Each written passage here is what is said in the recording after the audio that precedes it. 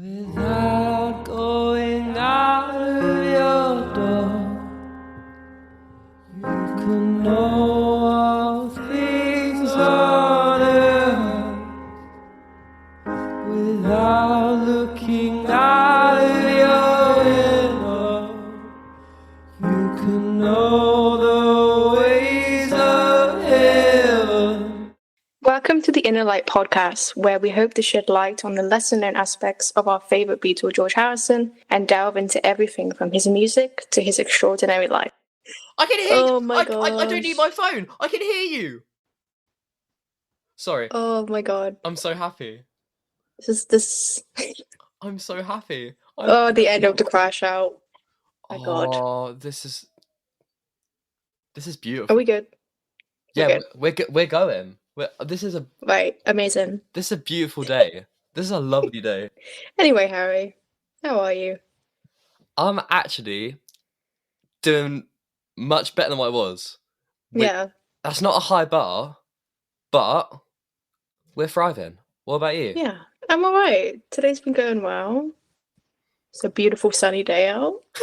We're stuck inside, but We have just had an absolute nightmare for a solid half hour. yeah. I can't even describe what happened. But basically, Harry was crashing out, and I heard the whole thing. that should have been the episode. I think that would have been a lot more engaging. But Yeah, here we are, episode 3. Welcome back. this is a big one, guys. We are diving in to all of George's Beatles songs right from the start. We're not going into like BBC sessions or like anthology stuff. We'll delve into it a little bit, but we'll save that for another episodes. We're just going on like the core catalogue, albums, B-sides, just all the Harris songs, all the covers. And so there's a lot. It's going to be a fun old time. Before we get to that, we've had some Beatles news that I think we should discuss. The biopic casting. Yo. It's something. It's I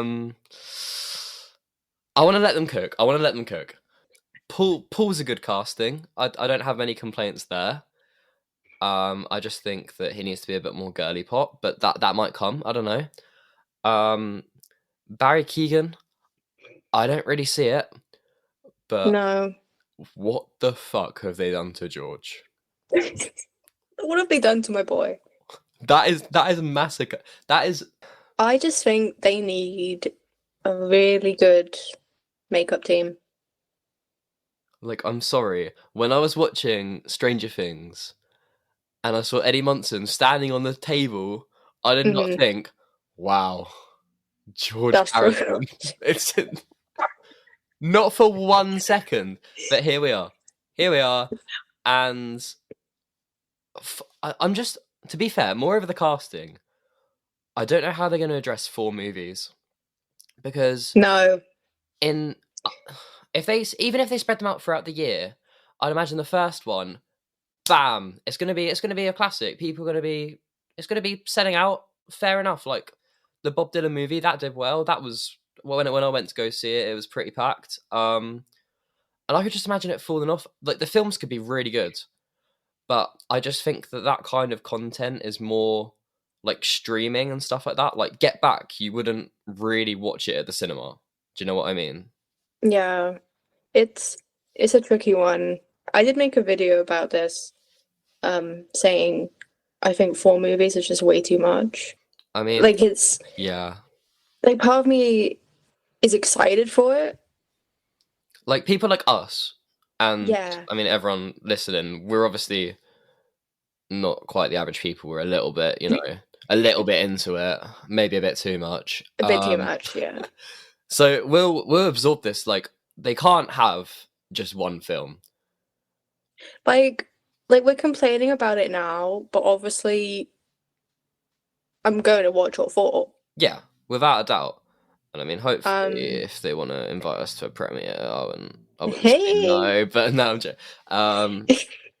I don't. Yeah, that'd be awkward. But seeing Joseph Quinn in person, and I'm like, hi. Did you hear episode 3? We loved you. We really love you. Well, no, okay. I just want to say I do love Joseph Quinn as an No, actor. 100%. Like he is Like such a he's talented really actor. he's great. I'm looking forward to seeing him in Fantastic Four in the summer.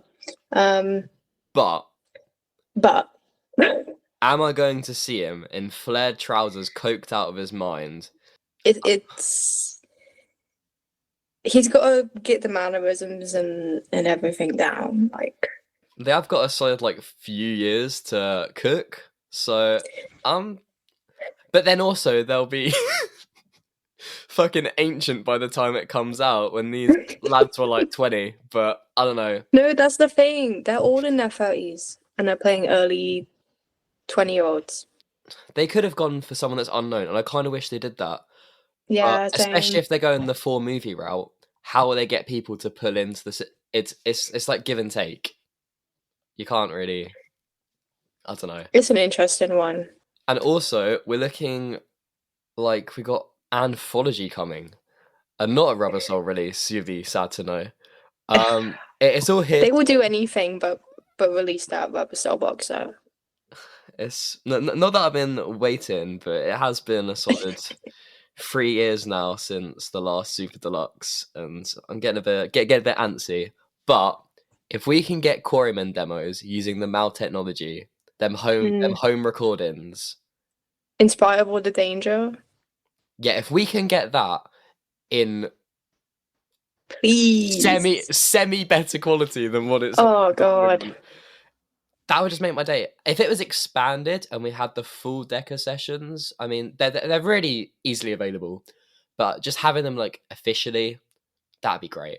Take good care of my baby. Oh. Literally robbed off like the best song from the Deca sessions. George was snubbed. He was snubbed, but I'd really love to see like a full remaster of the documentary as well on Disney Plus. that's what I think they're working on, because they've got like a revised book coming out on Amazon. Which I'm not going to buy because I've already got the original. And £40 for a book, I just haven't got the money for that. I cannot lie. But Yeah, that's a lot.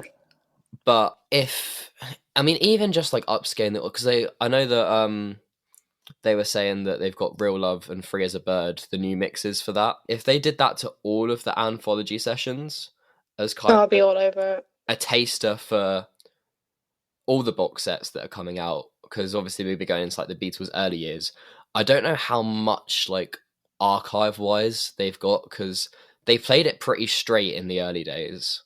Like there's not too much deviation. I mean, you do get tracks that are obviously different, but compared to like a song like Strawberry Fields, there's a lot more that changed than a song like... Yeah, there was a lot more behind each song. 100%, yeah. And also going back to the documentary, we have seen clips, like remastered clips from Anthology. I think it was in Beatles 64. Yeah. So like we know Peter Jackson's got his hands on them. I mean, last year was a bit of like a dud with the Beatles US albums. Like I know why it happened. And the fact that they're getting Beatles releases every year is mental. Like go back even 10 years, this just was unheard of. Like a new release every year. But I mean, they are really edging us with that Rubber Soul. They are. Like we are being... It's the same thing every year though. It's the same. Oh, when's the Rubber Soul box set coming? But then they've also been hitting a lot at Beatles for Sale set of some kind. I mean, they're always posting on their social medias, and you can't tell what way it's going to go. Like with Get Back, like that was their whole feed. Now they're just posting a bit of everything whenever they feel like it. I'm not complaining, but there was like that Zoetrope release of Strawberry Fields, and I thought that was going to be a record store day. Haven't heard anything of that since. If we get anything between now and Friday when the episode goes out, that would be really embarrassing. But but that's like such a missed opportunity, isn't it? It really is, because I mean, to be fair, we'd probably buy anything that has the Beatles attached to it. As sad as True, but you see something like that and it's like, come on. It's special. Just make it. Okay. Should we dive into the first song? I think we should. So yeah, we're going through all of George's tracks through the Beatles years. And starting with this little ditty of Please Please Me, Chains. So this isn't a Beatles song. This song was picked up by the Cookies. Very cute name. Around this time, the four of them were influenced by mainly female bands. And a lot of these songs are on Please Please Me, like Boys, which was originally performed by the Shirleys. Yeah, that's... There's not really much we can talk about. I mean, it's Yeah. it's a decent song. It's like... George is dipping his toes into some girly pop. Yeah. You have in your notes that you really like the Wahoo section, and I mean, just Yes. I mean, you can always demonstrate it for yourself. Just the stage is yours. Well, It cut out. The audio cut out. That was great. that was my rendition. But yeah, I mean, there's not much we can say about the song. It's solid. It's very youthful and fun, I think. It's very 100%, yeah. It's very innocent, and that's kind of what they were selling on the first album, so it works. But also on this first album, we have a bit of a juicy one.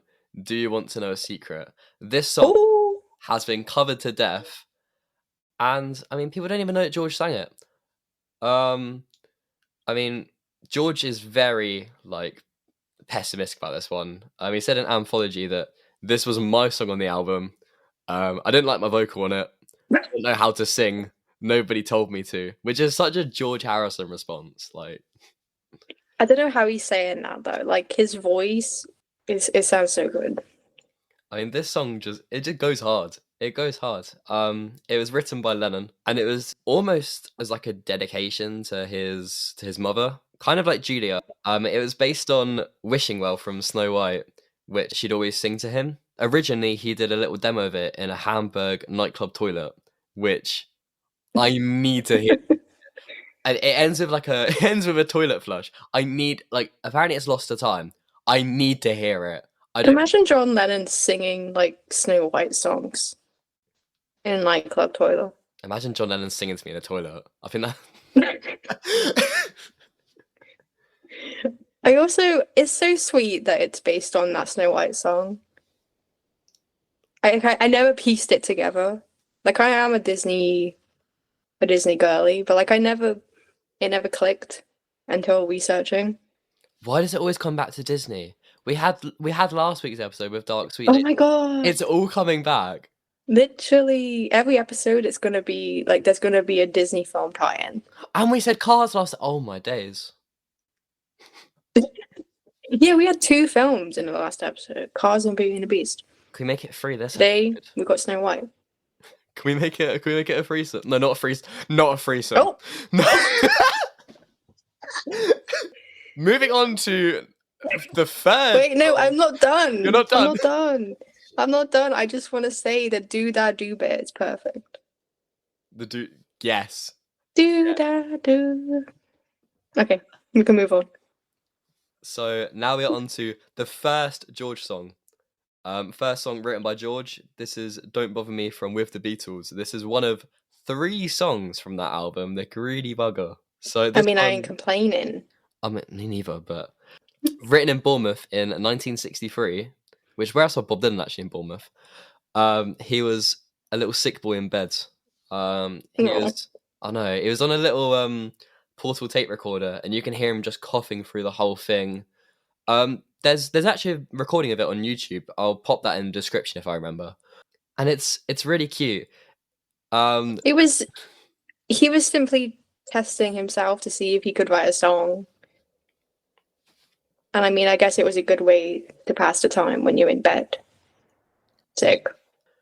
I feel it really it's almost setting the tone for the Beatles being a bit darker.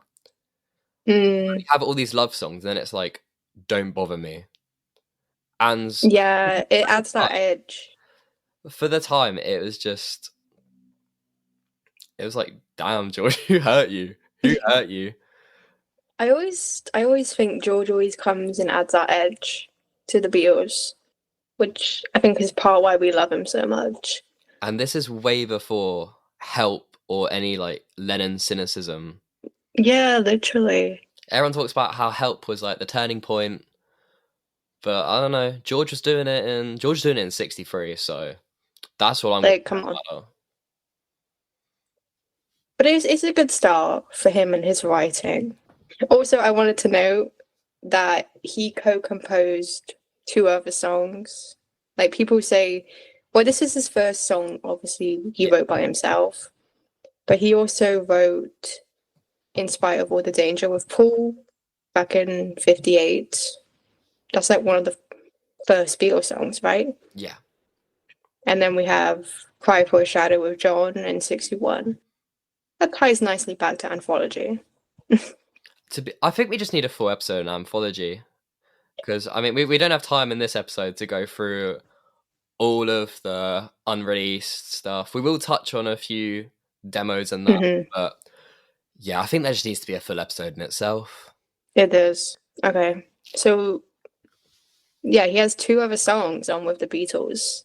And next we have Roll Over Beethoven. This was a little ditty from Chuck Berry, their idol.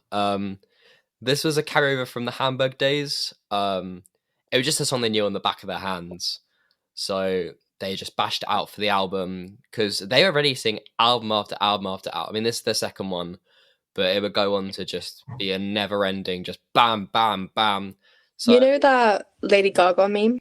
She's like, no sleep, club, bar, studio. yes, Yeah, you know? yeah, No sleep. That was literally them. that took me a little while to clock, but yes, it was. So Lennon originally did this one up until 1961, and then George just came in and went, bam, my song. And it's just an easy... I'm so glad he did. So am I.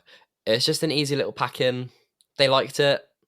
And then it came back for the Japan tour, which quite a lot of these songs did, to be fair. I'm looking through the list, and he played a lot of Beatles songs on that tour. He was feeling nostalgic. He really was. Okay, so I do have a story time. I'm all in. A revelation, I guess, when I was, writing my notes for this. And I think Roll Over Beethoven was the beginning of my love for George. Really? Yeah, like I was thinking back when I was listening to everything chronologically, and this was the point where I think I was starting to lean on him a bit more, I was like, oh, maybe he's my favorite. And I just distinctly remember listening to this song like over and over. And I had, like, with the Beatles, had me in a chokehold for like 3 weeks, I swear. It was the only thing I listened to. That's wild. I mean, this was like one of and it was this song in particular.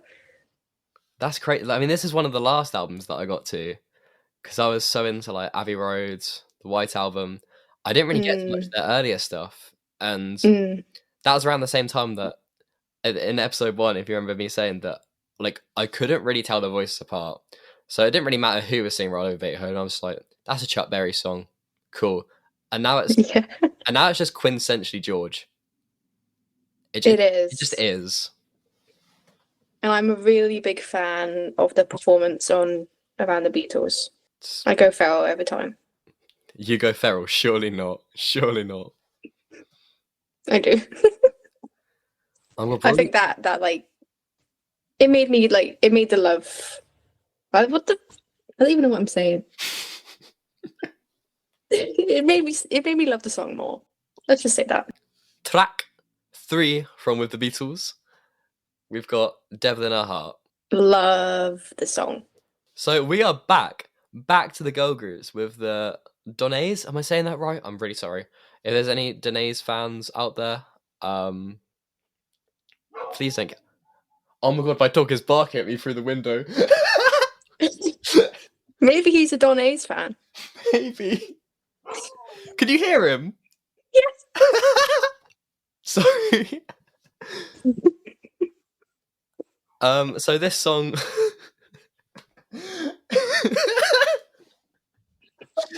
this song was discovered in Brian Epstein's NEM store. The Beatles loved just going through the racks seeing if anything looked cool, and bringing it home, whacking it on, and go, that's shit. That was alright. That was really good.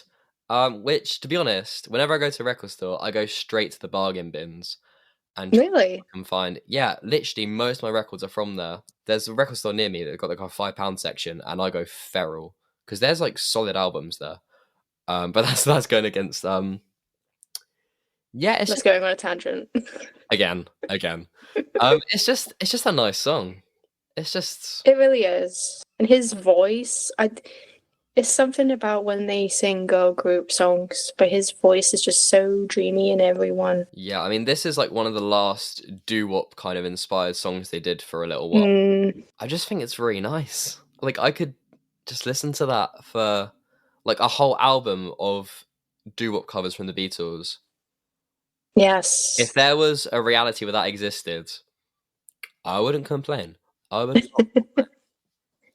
Also, I think with the Beatles, it's such a perfect example of early Beatles, you know? Like, for me, it's my favorite early album. I just think it has a bit of everything. They're coming more into their frame as songwriters, all of them. They're wearing their influences on their sleeve. Which in an album like Hard Day's Night, it's amazing that it's all their own songs. But I don't know, there's just something that's charming about hearing them cover artists they love. I don't know. That was a really good segue to the next song. What can I say? It was like it's pre-planned and not that we're just bullshitting this whole thing. Not like there's no plan, you know. I mean, we got a rough idea. So the next song is I'm Happy Just to Dance With You. What a cutie. I'm just saying, I could eat this song. You could eat it. If there was a song you could eat, this is one. I mean, Paul has bashed it a bit, saying it is just like a formula song. They just wrote it for the film. Oh, Paul. Average Paul moment. It was like, it's a basic chord structure. It just works. It's a song. Okay, and it slaps. It does. And can we get some commotion for Ringo? Because he plays so well on this. To be honest, all of the instrumentation done is crazy when you listen to it. It's just things you wouldn't think of. It's so simple, but they just take it and just, I don't know.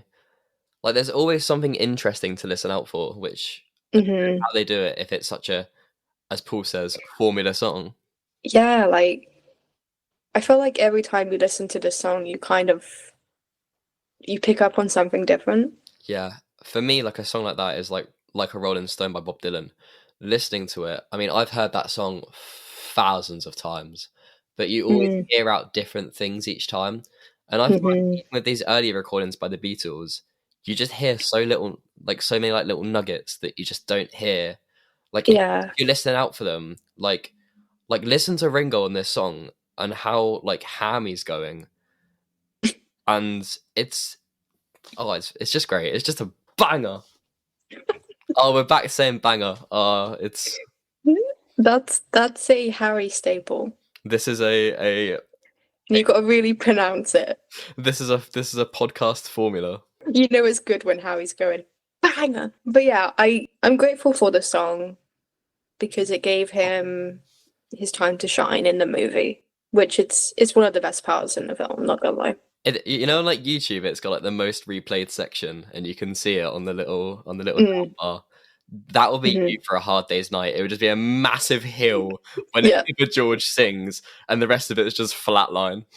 And there's a clip of him after he sings the song, and he goes, woo. Do you know what I'm talking about? Yeah. I love that bit. I'd be replaying that bit over and over.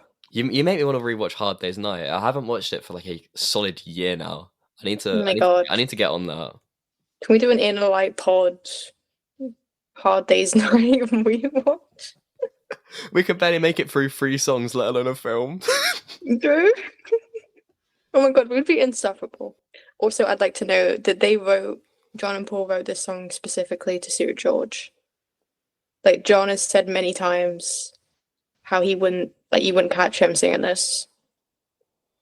But it's also I think it's quite harsh, to be honest. it's a bit backhanded. They were like, It is. like it's one thing to say I wrote it for George, that's cute. And then there's always that bit like, because he wasn't as good of a singer. There's always that little caveat at the end, and I'm like, oh, what the? Like, I'm always... It's like whiplash with them. They say something sweet, and like you said, like immediately run it up with something, you know. Literally. But I wouldn't take anything that Lennon says too seriously. He contradicts himself so much. So much. Yeah. Anyway. Now we're going on to a track for one of George's heroes. This is one of 2 tributes for Carl Perkins on Beatles for Sale. It is Everybody's Trying to Be My Baby. That boy just he loves Carl Perkins. He loved him. Absolutely loved him. I mean, he went under the pseudonym Carl Harrison for a reason. Like, he was in it. The obsession was real. There's not really a great thing I can say about this track. It's got a banging solo. I just think it's really cute how in 1985, this is like one of my favorite performances. There was a televised concert with Carl Perkins and friends. There's members of the Stray Cats, Dave Edmunds. Isn't Eric Clapton there? He's always there. He's always there. He'd turn up at an open of an envelope. Literally. And Ringo was there, and they just play so many songs. George. I thought you were gonna say bangers though. No, I'll reserve the banger. I'll reserve it. It's just great. It's available online. If you haven't checked out just anything from this concert, there's bangers. There's bangers. All I put in my notes about the concert is I don't think can we say this on podcast? Can we say this?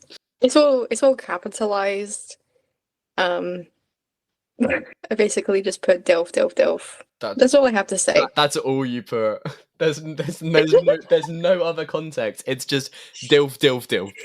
And that version of Everybody Wants to Be My Baby. That's it.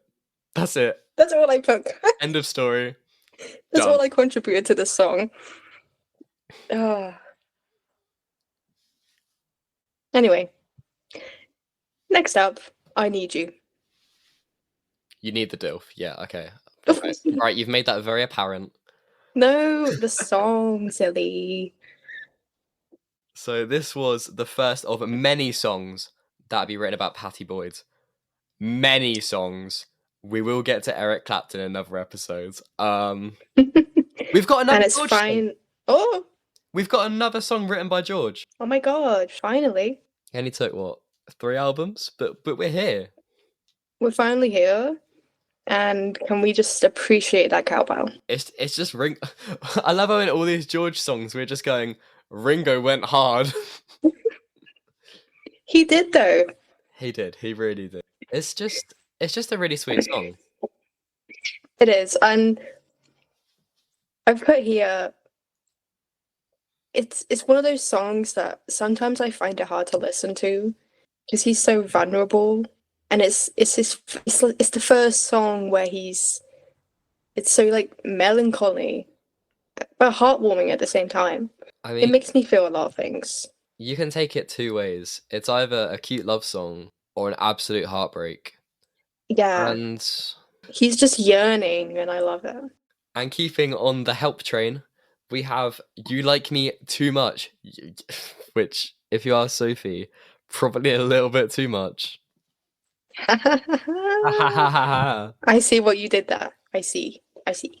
George Martin starts off though kind of, I don't know what he's doing. Sound like an American saloon over here. It does. It sounds like the precursor to Rocky Raccoon. I mean, I'm not complaining. I love it. I don't know how I don't know what he's doing on that little keyboard of his, but it goes hard, and then you get whiplashed. And it's George is back. He's back. It's another song written by him. Mm-hmm. It's so playful and cheeky. What I gather from this, George did struggle with lyrics a little bit. around the early days. Some in these songs are a little bit suggestive. I'll bring you back where you belong and stuff like that. Like, To a modern listener, it's a little bit unnerving, but I think it's. I know we said earlier how "Don't Bother Me's" before Lennon, but this song almost feels like George trying to capture Lennon's lyricism. I'm not saying it falls flat. It just, for me, it's not up to the standard of what we'll go on to in a song like Taxman or something. I do think this song is so underrated, but I kind of understand why it flies under a lot of people's radars. Like, there's not anything glaringly like you don't go to Help and go, oh, I have to listen to You Like Me Too Much. Like, this is a you cannot skip, like, you can. I mean, when you when you think of Help, it's not Yesterday. We're not expecting it to be Yesterday. But yeah, I do understand why I Need You gets the attention on Help. Like, it deserves it. It's still underrated. But I understand why You Like Me Too Much may just get brushed past. Yeah. Strap in, lads. We are entering rubber soul territory. Whatever. If I end up offending this album in any way, shape, or form to the rubber soph, I don't really think I'd be able to walk again. So you'll be blocked. So, which is fortunate that I really like this album. So we are on to Think For Yourself. George is pissed. I don't know who at. He said in I Me Mine, I'm probably mad about something. I don't really recall it now. Probably the government, which I don't want to get too political, but I mean, it's pretty valid now and before and fucking forever. It really is. I mean, Brian made a policy with the boys saying don't mention anything political in your songs. So I think this is kind of his sneaky way of going around it. And I know we just bitched on Paul a few songs ago, but he eats on this track. He has a fuzz box on his bass, and it starts the song, and straight away you can tell that this has got some angst to it. And like, George has a lot more than just a word or two to say. Even the way he's singing it, like, his voice, man, that mystery with the song, like, you can point fingers at what it's about, but at the end of the day, it's just George Harrison pissed off, and I love that. Okay, well, I'm gonna say something that might be a bit scandalous, but I do think this song charts on the low side on my fave George songs, like fave. So let me get this George songs. Rubber Soph, one of her least favorite George Harrison tracks, is on Rubber Soul. Yeah. That's mad. That's mad. This is the exclusive news, guys. I've been living a lie. I don't know. There's something about it. Like, it's a great song, but I can't wait for your rebrand. I can't wait for your rebrand with the Beatles Soph. With the Soph? With the Soph? No way. I'm howling.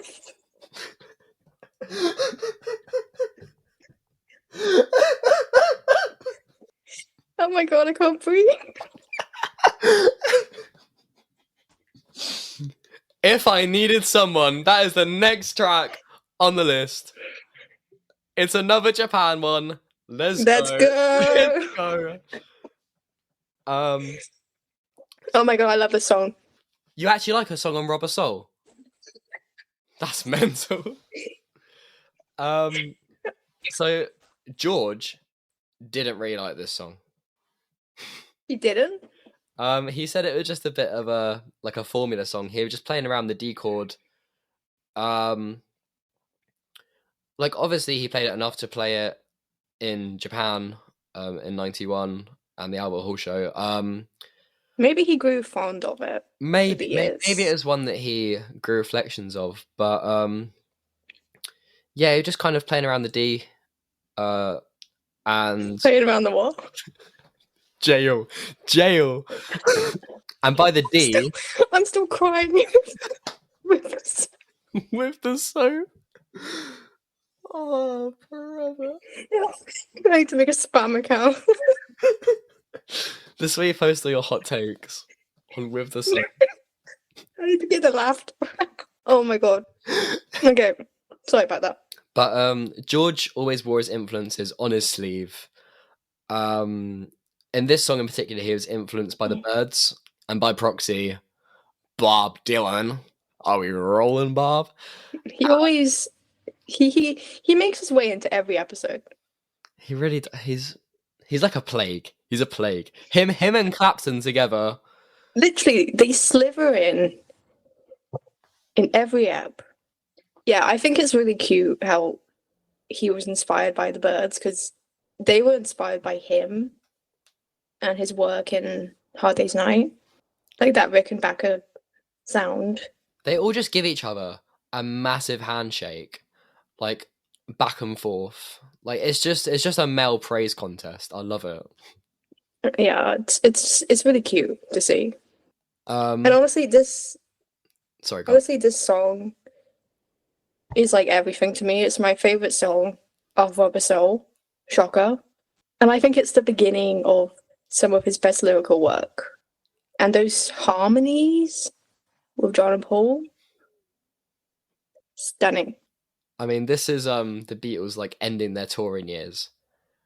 And I mean, this song was quite rightly one of the only songs to be performed live by Harrison in the later days. In fact, the only one that was like written by him. Yeah, which is crazy to think about.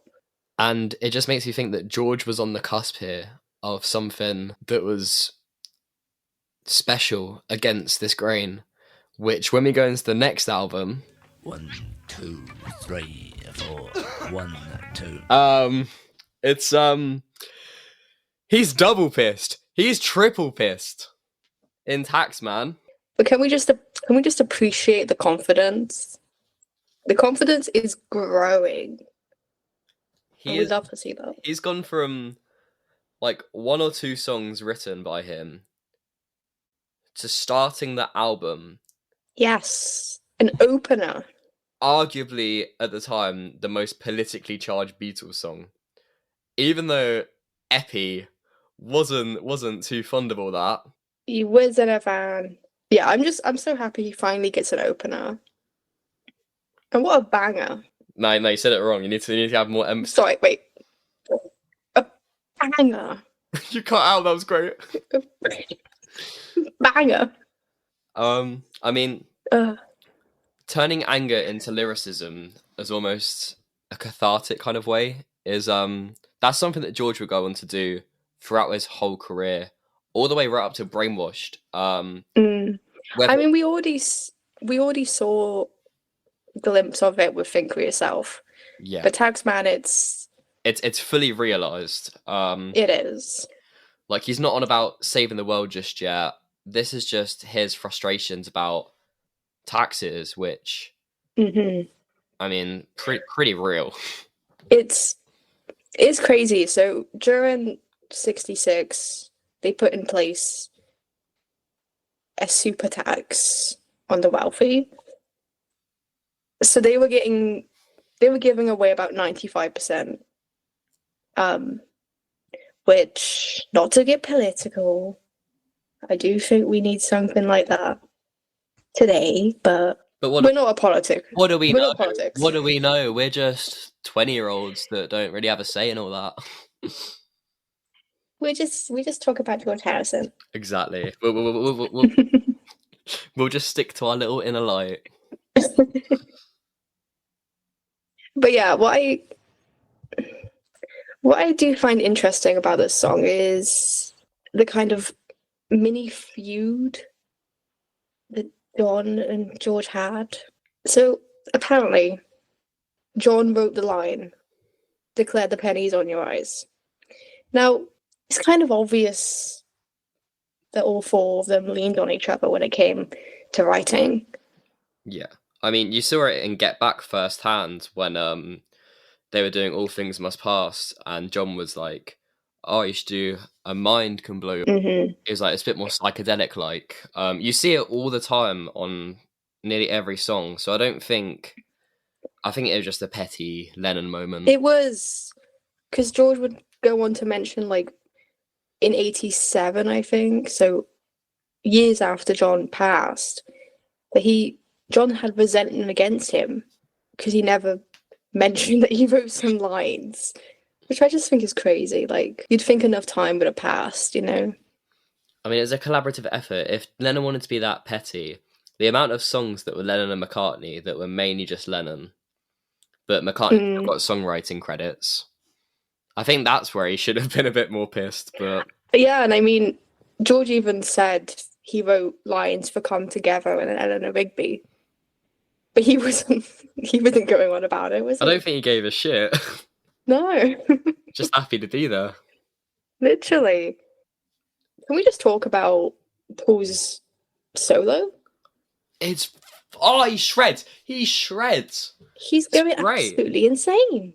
George even commented that Paul added a little bit of an Indian flair, like, for him in the solo. And this at a time when they were all getting into transcendental meditation, especially George. So he was almost a bit flattered that Paul would take that into consideration for a solo and give and I think that's why he didn't mind Paul doing a solo, like, on his song. It was just respectful and tasteful. I mean, could you imagine the song without that? No. Like, that's what the song is building towards. Exactly. And I mean, the Jam loved it. Listen to their song Start. That's pretty much Taxman 2. It literally is the same song. It is verbatim. So I mean, Paul Weller, he loved that shit. He loved it. On to the next Revolver track. We have the stunning Love You Too. This was the first song that George was really working on the sitar. I think this was during the period where he was barely playing normal guitar. Was it during 66? Yeah. Like, he only played the guitar in the studio. Yeah, and then in his spare time, he was getting tutoring from Ravi Shankar, like private little lessons, which is quite cute. Imagine teaching a little Beatles play an instrument. I think that's really sweet. But he was so committed to learning this, and it's a beautiful song to introduce the sitar to. You know, I know we had it in Norwegian Wood, but this is like next level. Yeah, this song in particular, like Norwegian Wood, the sitar was a bit of like an afterthought. It was just cool to have. This one, like, George, like, consciously tried to work it in with the tabla, putting them on the basic tracks, like they weren't overdubs. Although originally the song started with just an acoustic guitar and vocals. Which I do really love that version. Me too. It's on the anniversary edition of Revolver. Like, in the finished take, it's the sitar and tabla on the main tracks, and then building the song around that, which I think's a really cool way of approaching for George. He also didn't really know how to, like, he was getting better at lyricism. He didn't know how to name his songs. So Jeff Emerick, the legend, called it Granny Smith to start with, after the apples, which is foreshadowing for Applecore. You have to put a sound clip of him saying, Granny Smith took one. Granny Smith took one. I do remember being a bit confused when this song came on during Yellow Submarine. Like, was that just me? It was like his theme tune, but it did feel a bit out of place. Like, I was just a bit like, wait a minute. It was like...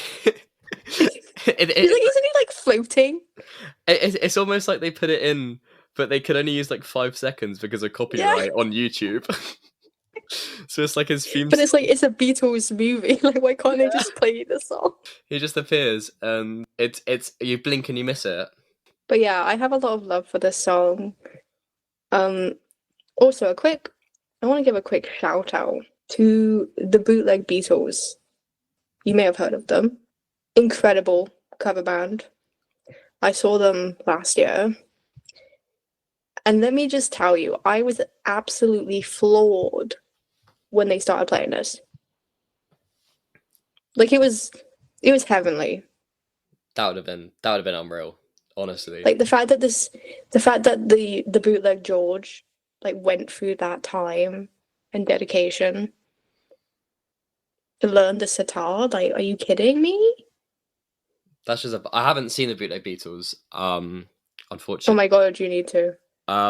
They did play a show near me recently, but I think I might have been working at the time. I couldn't catch it for whatever reason. But yeah, I will make it. I will make it to one of their shows one day, and it'll be sick. Just wanted to do a little shout out there because Especially it changed my life. especially playing songs like "Love You Too." I didn't think they'd go. I thought they'd play it pretty safe in their set list. That's really Well, that's what, like, you know, that's what floored me. Like, I had to get my sister to record it because I was so in shock. Literally. Well, because they were playing songs from the movies, and Oh, this yeah, is in Yellow yeah. Submarine. So, like, but still, yeah, crazy. Now we're on to I Want to Tell You. So this is a hat Ooh. trick for Harris songs on the album, and the man is on fire. The guitar, man, the riff. In the Super Deluxe version of Revolver, it said that George at the time eased the Lennon and McCartney pressure, which is really interesting to read because you got to think from the other side. Like, Lennon and McCartney can't keep, like, they're churning out song after song. Like, at the time, it would have been amazing to have George bring something new to the table. This is before George is writing more songs than them. Like, it said that he eased the pressure for them in writing new material. It is crazy to hear that, but also like you said, you think of the output of music Lennon and McCartney had done in the past. How many years? Yeah, I mean, 4 years. yeah. 5 years, like, crazy. So yeah, it's nice that they're finally giving George his time to shine. I mean, he still can't name his songs. This is one that George Martin really liked. He asked George, "What do you want to call this one?" And he replied, "Granny Smith Part Frickin' 2." Iconic. And Jeff Emerick stands up and goes, "Laxton Superb." That's another apple. I didn't know what that was. Jeff They Emerick. just loving their apples. They really were. Jeff was on a roll. And Jeff Lynne played this song at the concert for George, and he called it a magical riff, which Oh, I gotta agree with that. yeah, it's. It's stunning. I'm just reading here in your notes. You were told you look like this song. Do you want to elaborate on Yeah. this? I'm really confused. Okay, so it was a while ago. I put something in my stories because it was like a trend. Yeah. Like, what song do I look like? Oh, I thought out the blue, you stopped in the street and somebody went, "You look like." Oh my god, I wish. But yeah, no, it was like a trend at the time, and it was, what song do I look like? And someone said I look like the song, and I was like, oh, I'll take that. Yeah, I'll take it. Yeah. To be brutally honest with the audience here, I have not added a lot of notes to this song. I've literally just written, I got time, because that's the best part of the song. It is ascending to hear that. Like the harmonies on that, it's bulky. You hear it and it's like, okay, you got time, mate. Yeah. Then He's got time. Tell me then. You want to tell me? Tell me. You've got Like, what does he want to tell us? I don't know. I was trying to think of what this song could mean. I kind of come to the conclusion that it's like confusion within a relationship, as well as him navigating his newfound faith within Eastern philosophy, because it was obviously kind of new to him at the time. That's the thing about George songs. They're very like heavily veiled in, like, it could be about anything. I really can't pinpoint what this song is kind of aiming at, but I guess you can kind of draw your own thing. Like, I don't know, I find myself not being able to open up personally about my emotions and things like that. Like, I want to tell my girlfriend, for example, how, like, my mum, how I'm feeling, but I don't know how to even go about presenting a second of that. So I don't know. Maybe that's what he's coming at. Maybe. I don't know. But also that's another thing I love about his songs, and I guess you could say music in general. It's the personal connection you can have. Like, you can draw your own assumptions. If he said point blank every bit of context at the time, you can grab your own things from that, but I feel like it leaves a lot less for the listener to take forward. I don't know. Yeah, like he says, I want to tell you, my head is full of things to say. That could be anything. So we are on to the soul song from Sgt. Pepper's. This is the only George song, and it's a big one. This is Within You, Without You. I'm honestly so glad. Okay, this might sound a bit backhanded.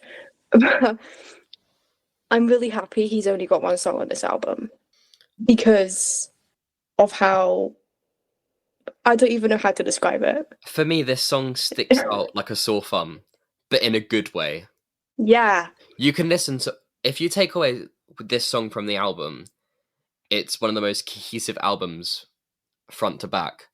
This song comes in to open side 2, and it has divided fans. In the excerpt of Beatles Monthly, some people called it the most beautiful music George has ever made. Some people call it dreadful. There's crazy noises, no tune at all. This is arguably even more divisive than A Day in the Life, which has an orchestra fucking throwing a tantrum midway through. Literally. And I do agree. I think it's one of the best things he's ever made, I'd say. Even John liked it. Which is... Like, he said that it's one of the best Harrison songs. His music and mind are clear. He brought that sound together. And note that this is... No other Beatles are present on this track. He conducts an orchestra and, like, Indian instruments all by himself. Honestly, it's king shit. I mean, there's a very nice outtake where you can see him actually conduct the orchestra on the Sgt. Pepper Deluxe.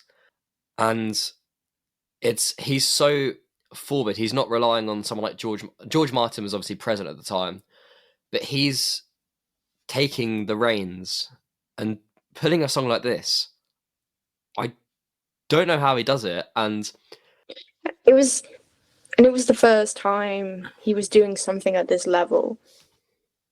And I guess it makes sense because Sgt. Pepper's was the next level for the Beatles. Yeah. And they were all just putting everything they can into this album. In a project that was so spearheaded by Paul, because this was his baby, Sgt. Pepper.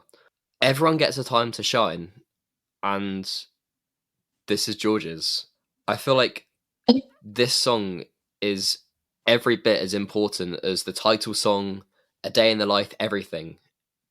If you take it away from the album, even though if you took it out, it might flow better as an album, taking it out, that destroys what Sgt. Pepper is about for me. Yeah, I mean, I can never decide if it's my favourite track from Pepper's. I kind of toy between A Day in a Life and this one. Like, I can never pick. I know yours is A Day in a Life. Yeah. But there's just so many beautiful lyrics, and he's truly showing up his newfound faith and his Eastern influence here. Yeah, I mean, I can understand why people don't like this song. I can understand, like, it is very in your face. It is. I But- mean, the first time I heard it, not gonna lie, it took me a while to kind of warm up to. Yeah. But that's just because I'm not used to listening to Indian music. For me as well, it's something that has connected very deeply with me and has helped me on my own spiritual journey. I'm trying to think of the words. I guess for me, it can be more than just a song. You know, it's helped me through so many hard times in the past couple years.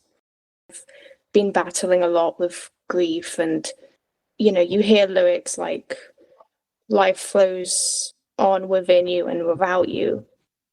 And that makes me tear up, honestly. It's Yeah. something so special. Yeah. There's no other song to this point by George that makes me feel like that.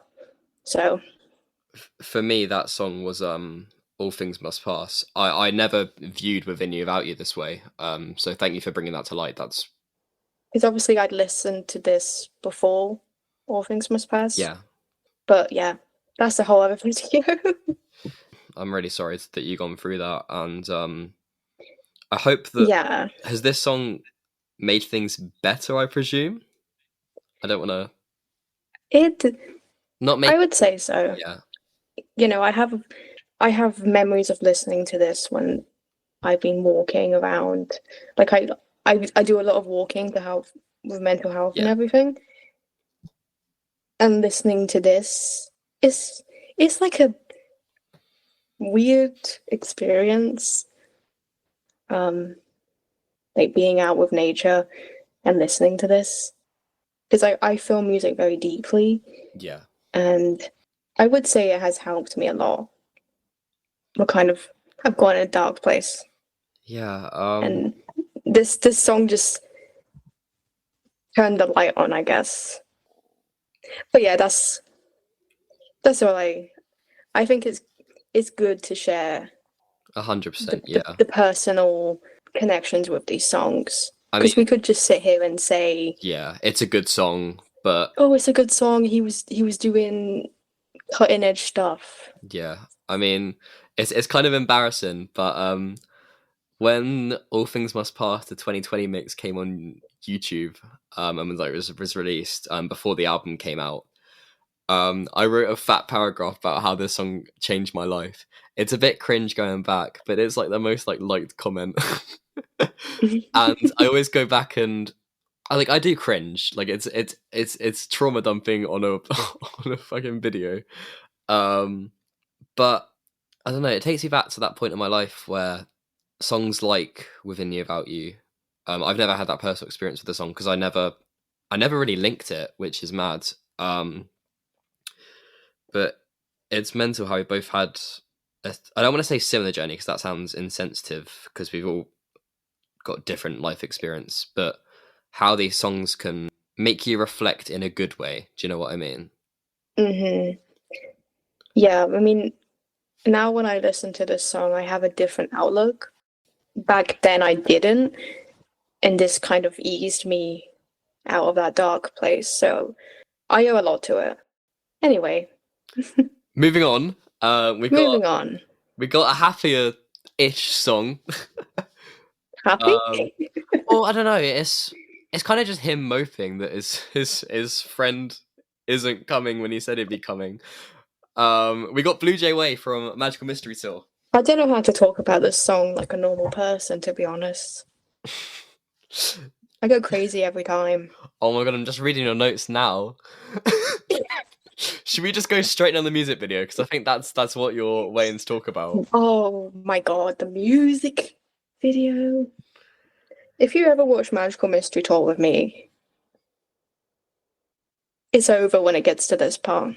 I'm a firm believer that George makes better music when he's sat on the floor. And this is... Wait, that's so true. Like, when he's on the floor, you know it's going to be a banger. If it's a sitar... When he's cross-legged sitting down. A chalk keyboard, it doesn't matter. It doesn't matter if the keyboard's made of chalk, it's still banging. He's my favourite artist that can play the floor.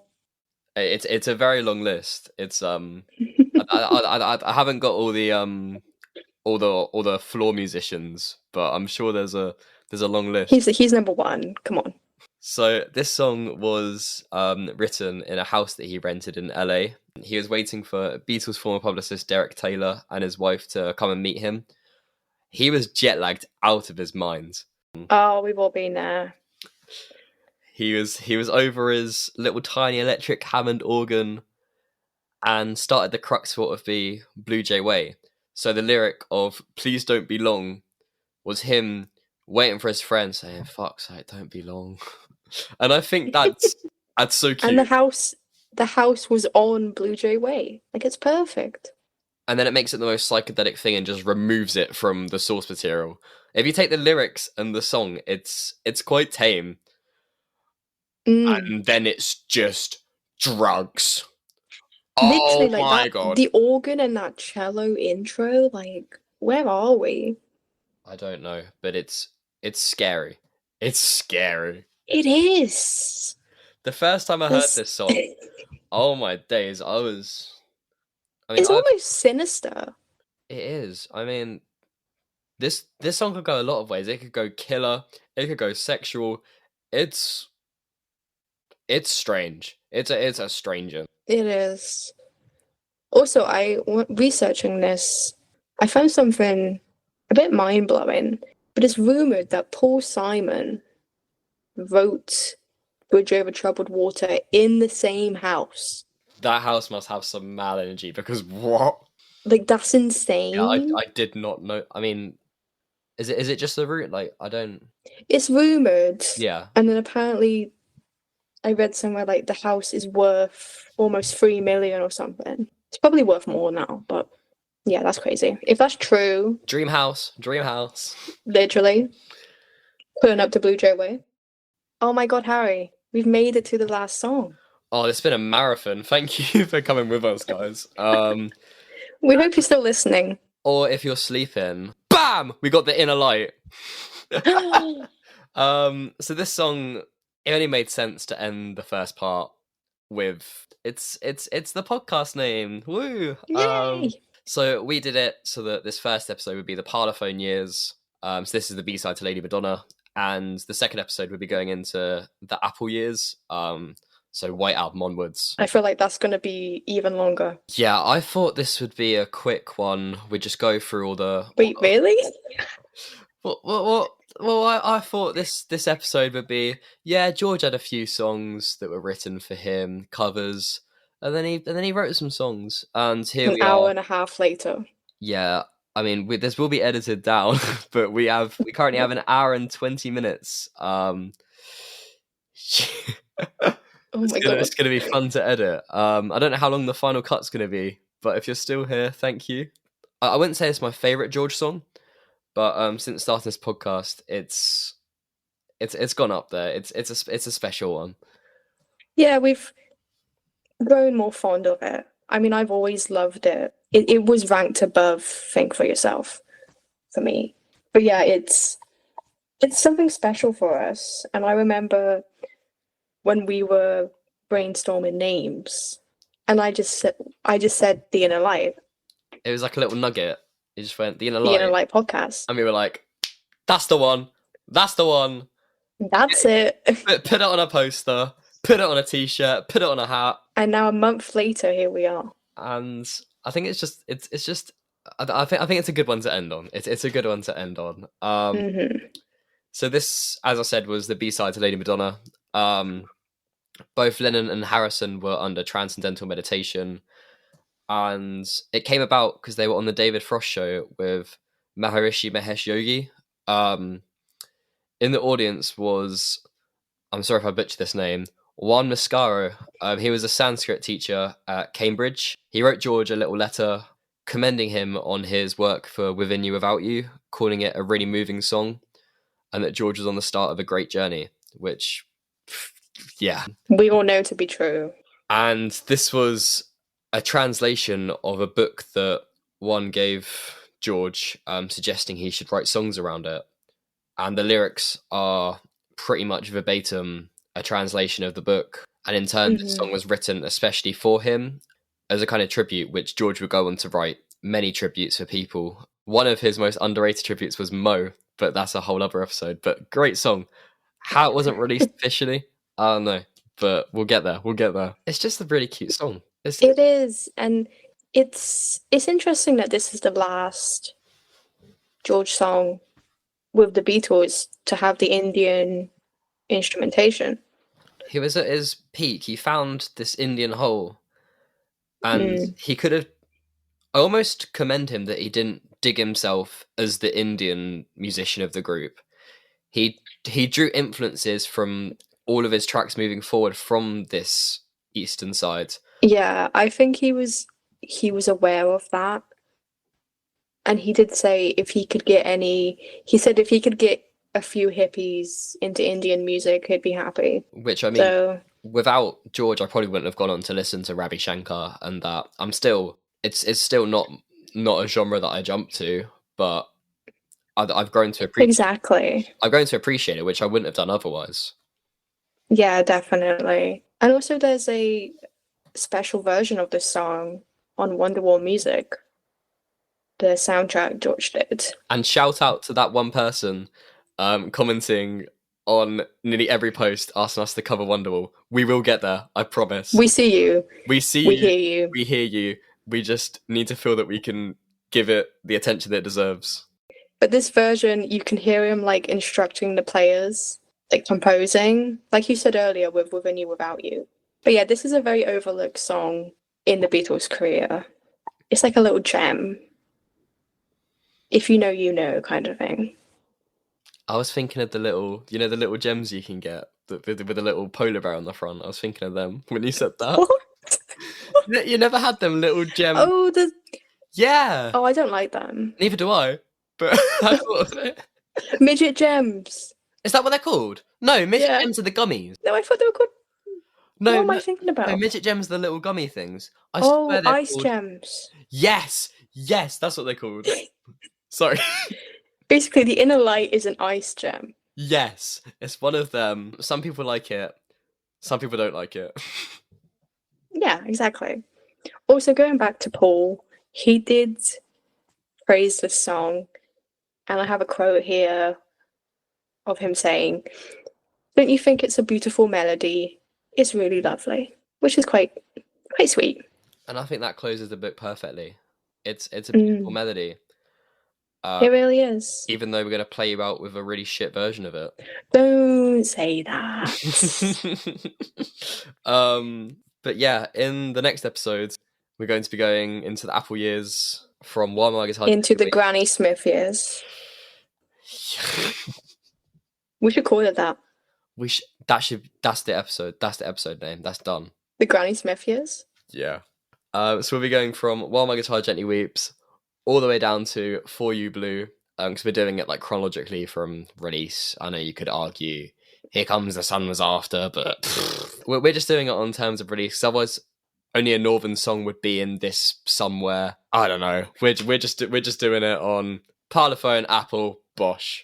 And we're going to start off with While My Guitar Gently Weeps. We're jumping on the deep end. That's going to be the first hour of the pod. It's just going to be us talking about that song. You should be talking about the moaning section. That's all you're going to be talking about. Oh no. Anyway, thank you all for listening. This has been a long one.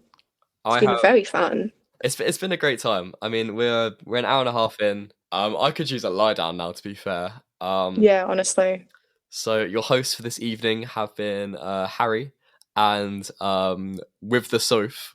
Guys, go follow my new account with. You're gonna have to do this now. No, I'm actually gonna make it. It's gonna be my spam account. If you do, I'll put it in the description.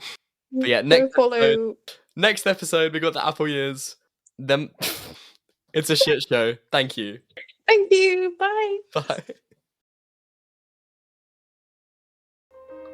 Further one travels, the less one knows, the less one really knows.